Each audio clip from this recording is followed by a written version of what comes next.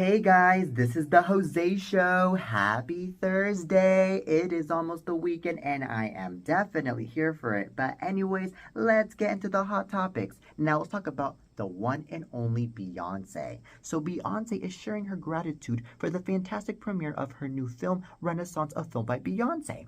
Now in a post shared on Wednesday, Beyonce wrote a surprisingly lengthy caption thanking her fans and friends for their support of her latest project. I am so deeply thankful to AMC and every team member who worked so hard on this film. I just can't thank all of you enough for your support, the mother of three wrote alongside a touching video compilation of the film's premiere and reviews.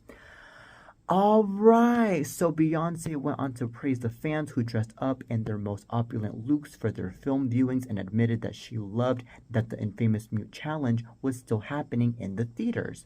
All right, so then she concluded her note with a message about her Uncle Johnny, whom she dedicated the album to. I'm very proud that we launched the film on World AIDS Day in memory of my Uncle Johnny. I pray I continue to make something that lifts all of y'all up the way you continue to lift me up. While I'm often critical and feel my art is never finished, the pendulum swings. I feel gratitude. We did it. We have the #1 movie in the country and 100 on Rotten Tomatoes, and it's because of you and your support. I humbly thank you, she wrote.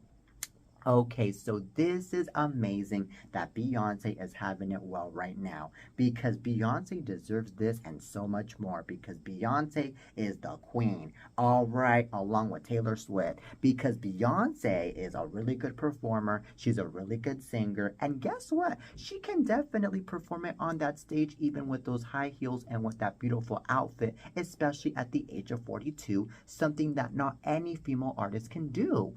And also, my goodness, she already has Blue Ivy on check in that performance on that stage as well. Because I think I heard that Blue Ivy had some participation on the tour as well. And also, Beyonce, she is somebody that really knows her stuff when it comes to interacting with the audience and when it comes to really giving out that really good show, especially when she's out in that stage by giving out those beautiful backgrounds and giving out those beautiful looks and also giving out those beautiful hair looks and all of that other stuff that really does impress me. And now I feel like Beyonce not only is the icon when it comes to music, but I also feel like Beyonce is the icon of art. She is the definition of art. Okay, something that not any female artist does. And I think that a lot of these female artists these days really need to take some good notes from Beyonce.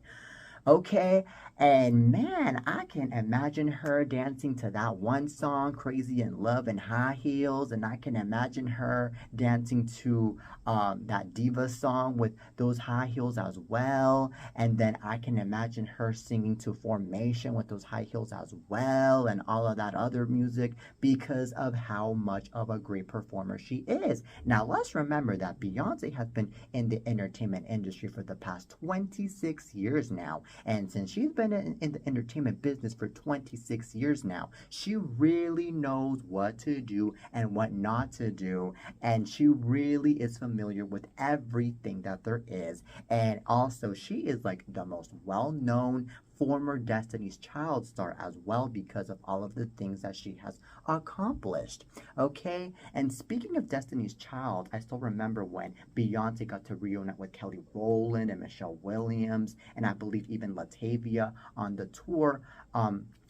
Of the Renaissance tour over in Houston earlier this year, and I thought it was really beautiful having to see part of the Destiny's Child together again because I feel like that is what it should be all about. Is that you know her former group mates would be there too go off and support her. Okay, that right there is definitely true goals. So anyways, Beyonce, congratulations on having the #1 movie and on getting a 100 on the Rotten Tomatoes for this movie. You definitely deserve this and so much more. We love you. Now on to the next topic.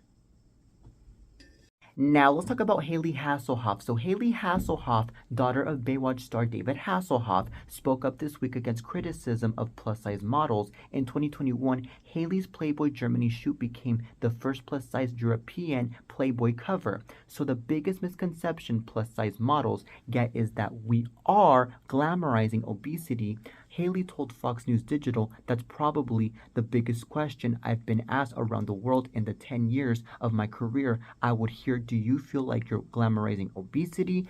And I would say, no, I feel like I'm making someone feel better in their skin, and that's a beautiful thing. I think everyone has the right to feel comfortable, beautiful, valued, and desired in their skin, no matter what shape or size they are.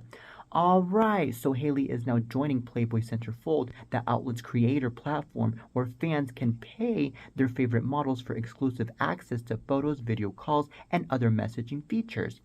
All right, so this is amazing that Haley Hasselhoff is not discriminating the plus size models because I think that it is amazing that women feel beautiful regardless of what shape or size they are, especially when it comes to modeling. Because for so many decades now, we have noticed that a lot of skinny women are modeling, and that unfortunately, the plus size ones are not the ones that are getting the chance to model. And I think that is just so unfair.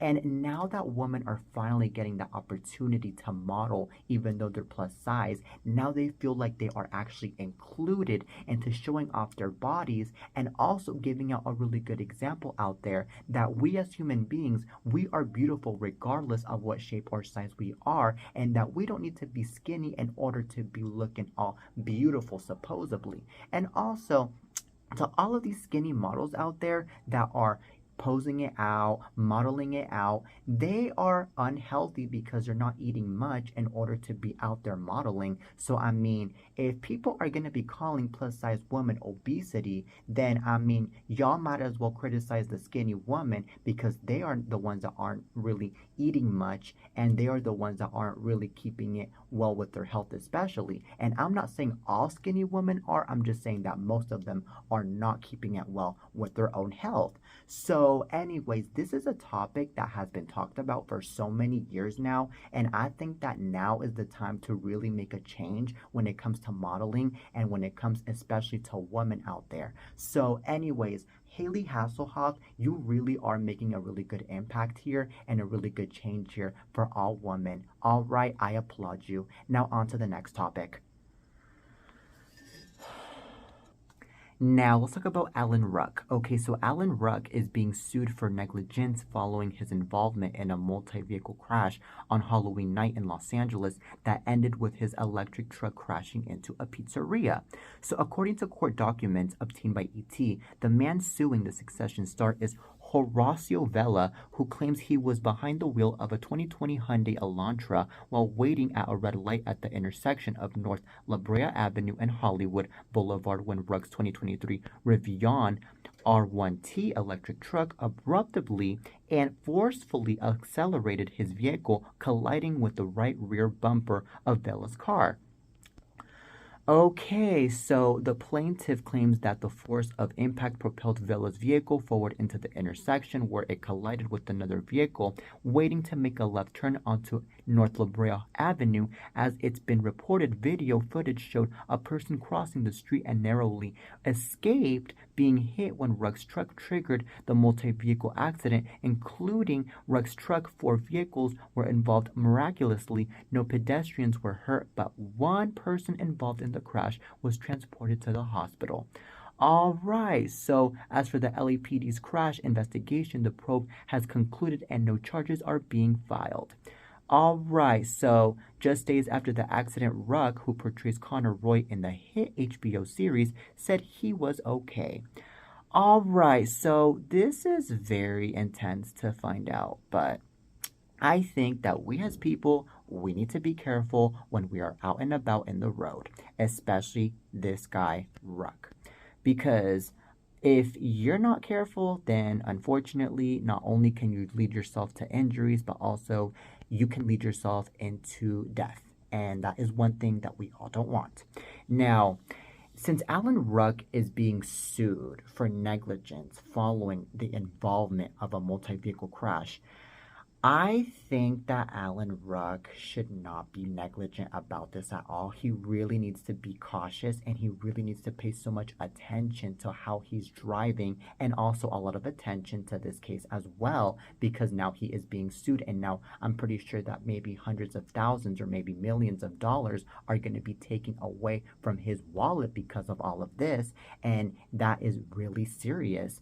And you know, I can imagine that. I think the reason to why Alan Ruck ended up being negligent while being out in the road, causing a car accident, to me is because I think Alan Ruck was busy on his phone, or maybe he was just distracted, or maybe he just didn't care about speeding, or maybe he just didn't care about anything else, or maybe he was daydreaming. I don't know.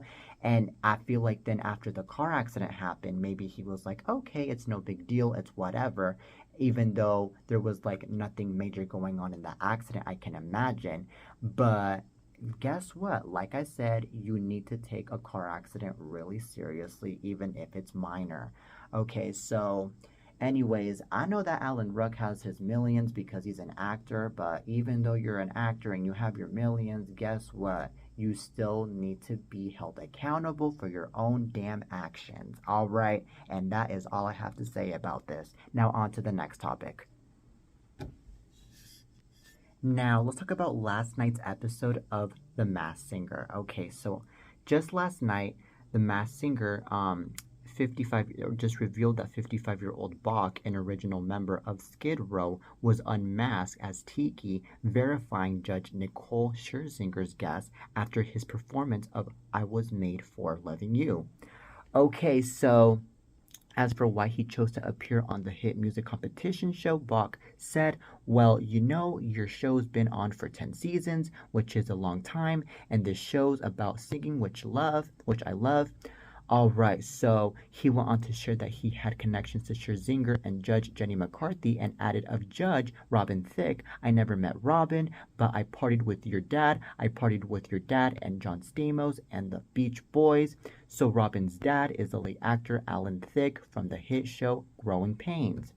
All right. So, anyways, Bach was the frontman for Skid Row from 1987 to 1996. He's also had a career on Broadway playing in the Rocky Horror Show and more.